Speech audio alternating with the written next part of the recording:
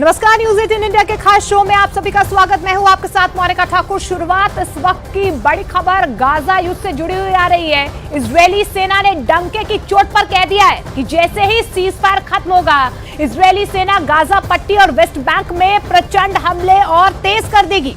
इधर नेतन्याहू ने पूरी दुनिया को अलर्ट कर दिया है कि अगर जंग में हमास और ईरान जीते तो याद रखिएगा, पूरी दुनिया में हमास जैसे लड़ाके पैदा हो जाएंगे और कई देशों पर 7 अक्टूबर जैसे हमले होंगे। नेतन्याहू के इस बयान के आने के बाद एक्सपर्ट्स ये दावा कर रहे हैं कि अगले 48 घंटे बेहद भीषण खूनी जंग आगे हो सकती है।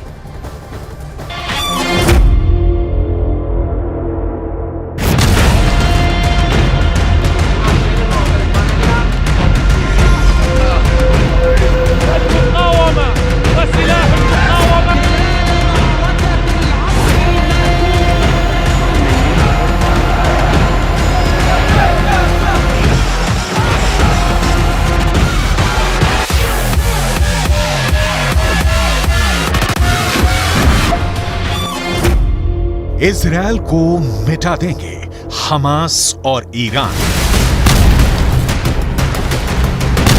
4 दिन का सीज फायर क्या इजरायल पर भारी पड़ रहा है? दुनिया भर के वॉर एक्सपर्ट्स का साफ कहना है कि 4 दिन के सीज फायर में हमास को जबरदस्त हमले करने के लिए फिर से ऑक्सीजन मिल गई है।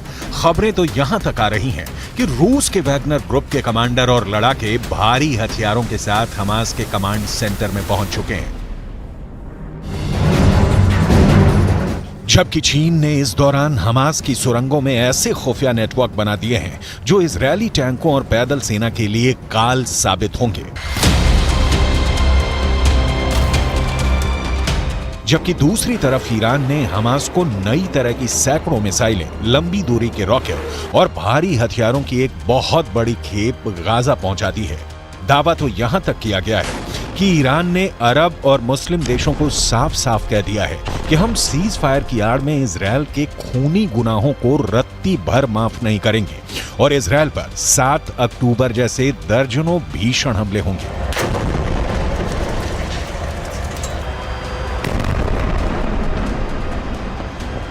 इस वक्त इजरायल के 1.5 लाख सैनिक और 800 टैंक गाजा पट्टी, वेस्ट बैंक में मौजूद हैं। खबरें तो यहां तक आ रही हैं कि इजरायल ने सीज फायर पूरा होने से पहले ही हमास के ऊपर जबरदस्त हमले शुरू कर दिए हैं ताकि हमास 7 अक्टूबर जैसा हमला इजरायल पर ना कर सके। जबकि दूसरी तरफ हमास, हिजबुल्लाह और हूथी मिलकर इजरायल पर हमले कर रहे हैं,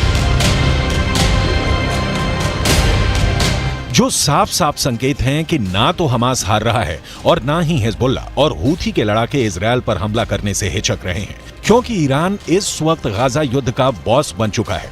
यही वजह है कि इजरायल के प्रधानमंत्री बेंजामिन नेतन्याहू ने एक ऐसा बयान दे दिया है जो इजरायल के वजूद से जुड़ गया है। इजरायल की हार पर नेतन्याहू का कबूलनामा। इजरायली प्रधानमंत्री बेंजामिन नेतन्याहू ने गाजा युद्ध को लेकर इजरायली मीडिया में बड़ा लेख लिखा है। नेतन्याहू ने गाजा युद्ध पर लिखा है कि ईरान की शैतानी धुरी बन चुका है हमास। नेतन्याहू ने दुनिया को चेतावनी दी कि अगर हमास ईरान युद्ध जीत गए तो अगला नंबर बाकी देशों का होगा। बेंजामिन नेतन्याहू ने यह भी लिखा है कि हमास ने 7 अक्टूबर को जिस तरह आतंक मचाया वो हमें दिखाता है कि अच्छा भविष्य तभी संभव है जब सभ्य दुनिया इन जंगलियों के खिलाफ लड़ेगी। नेतन्याहू ने अलर्ट करते हुए ये भी लिखा है कि कुछ लोगों को लगता है कि हम आराम से अपनी जिंदगी में रहेंगे और बुराई खत्म हो जाएगी, तो ऐसा बिल्कुल भी नहीं है।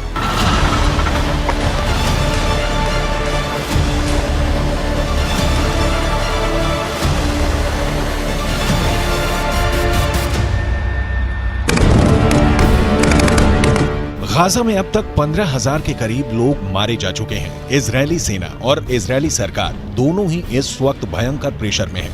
एक तरफ हमास का पूरी तरह से खात्मा करने का दबाव इजरायल की 3 लाख की सेना पर है, तो वहीं दूसरी तरफ इजरायल की नेतन्याहू सरकार पर अंतर्राष्ट्रीय दबाव बढ़ता जा रहा है कि वो अपने हमले बंद करे, जंग को रोके लेकिन इधर जंग को अंजाम तक पहुंचाने का जुनून इजरायल पर बहुत भारी पड़ रहा है, जबकि दूसरी तरफ ईरान के सुप्रीम लीडर अली खामनेई ने इजरायल को धमकी दे दी है कि ईरान गाजा में गिराए गए इजरायल के एक एक बम और लाशों का पूरा हिसाब इजरायल से लेगा और इजरायल को गाजा में खून खराबे की कीमत चुकानी पड़ेगी। देखिए ईरान के सुप्रीम लीडर ने क्या कहा है। ईरानी सर्वोच्च नेता अली खामनेई ने एक्स पर एक पोस्ट में इजरायल को गाजा युद्ध पर चेतावनी दी है। अली खामनेई ने लिखा है कि गाजा पट्टी में आईडीएफ के हमले पर तगड़ा जवाब जरूर मिलेगा। खामनेई ने लिखा है कि गाजा में इजरायल की भीषण बमबारी उस करारी हार की भरपाई नहीं कर पाएगी जिस करारी हार का सामना इजरायल को 7 अक्टूबर को करना पड़ा था। ईरानी सर्वोच्च नेता अली खामनेई ने दावे के साथ लिखा है कि इजरायल अमेरिका के समर्थन के बिना कुछ भी नहीं है और कुछ ही दिनों में इजरायल चुप होने को मजबूर हो जाएगा। इजरायल की हार पर नेतन्याहू का कबूलनामा।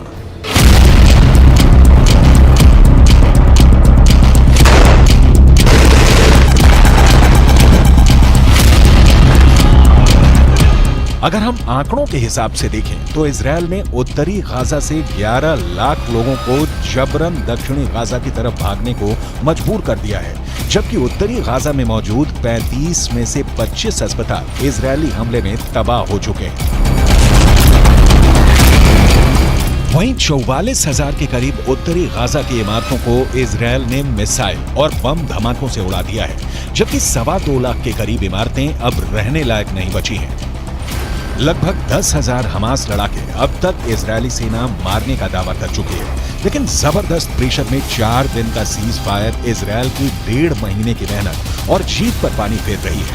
इसीलिए इजरायली सेना के टॉप कमांडरों ने कहना शुरू कर दिया है कि सीज फायर के दौरान इजरायली सेना भीषण हमले की जबरदस्त तैयारियां कर रही है।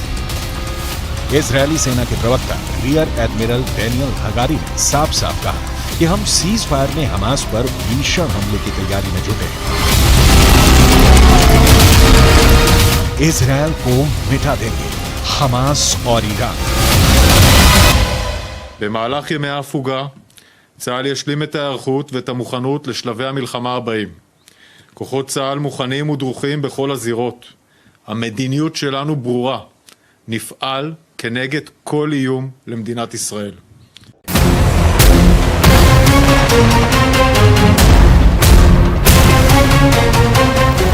अब सवाल उठता है कि अगर इजरायल सीज फायर के दौरान भी लगातार तेज हमले कर रहा है तो फिर हमास क्या कर रहा है। पश्चिमी मीडिया के दावों के मुताबिक सीज फायर का फायदा हमास के लादेन के नाम से मशहूर याया सिनवार उठाना चाहता है।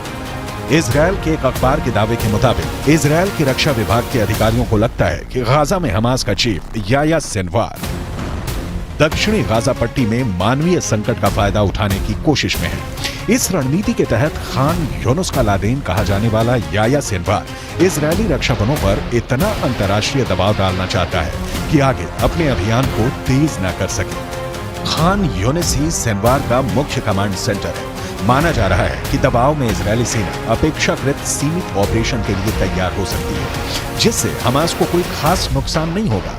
इजरायली अफसरों का मानना है कि सिनवार युद्ध विराम के बाद जमीनी अभियानों को फिर से शुरू करने में देरी कराने की योजना बनाने में जोर शोर से जुटा है।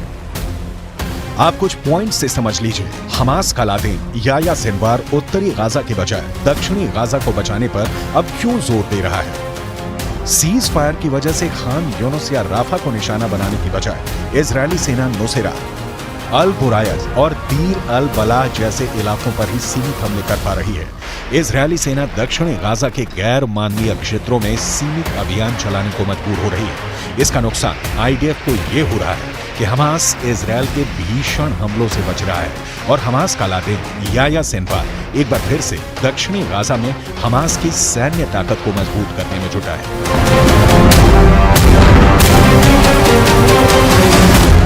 इजरायल को मिटा देंगे हमास और ईरान। إنهاء الاحتلال وحماية الأقصى وتحرير الأسرى نخوض معركة التصدي لعدوان جيش وقطعان مستوطنين على شعبنا ومدننا نخوض معركة كسر الحصار على شعبنا في قطاع غزة الذي امتد 17 عاما أو يزيد. نخوض معركة تحقيق الحلم والأمل الفلسطيني.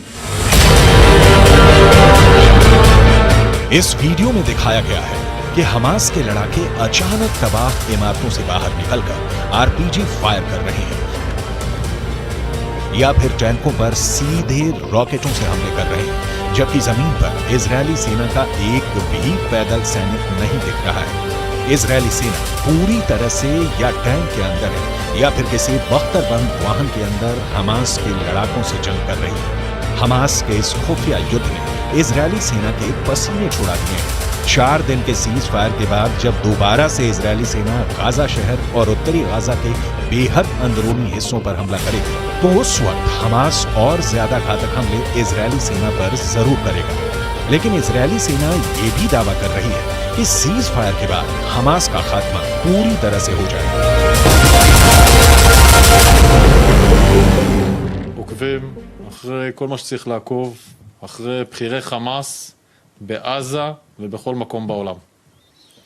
יש למלחמה הזאת מטרות מאוד מאוד ברורות, וצה"ל נערך לשלבים הבאים במלחמה, על מנת לפרק את חמאס, לסדר את הגבולות, שיהיו גבולות בטוחים, להמשיך במאמץ העליון, להשבת חטופים, להגיע להרתעה אזורית.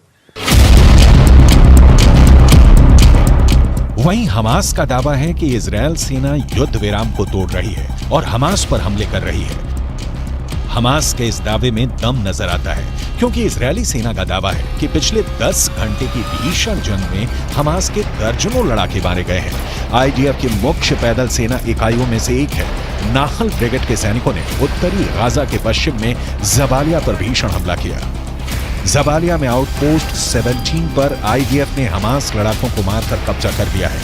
आईडीएफ फाइटर जेट ने सेंट्रल कैंप ब्रिगेड में हमास की एंटी टैंक मिसाइल यूनिट के प्रमुख इब्राहिम अबू मगसीब को मार डाला। अब ऐसे हालात में अंदाजा लगाया जा सकता है कि इजरायल के लिए गाजा युद्ध कितना भारी पड़ रहा है। इसीलिए नेतन्याहू को लिखना पड़ा है कि अगर ईरान और हमास जीतते हैं तो फिर इजरायल का विनाश तय है।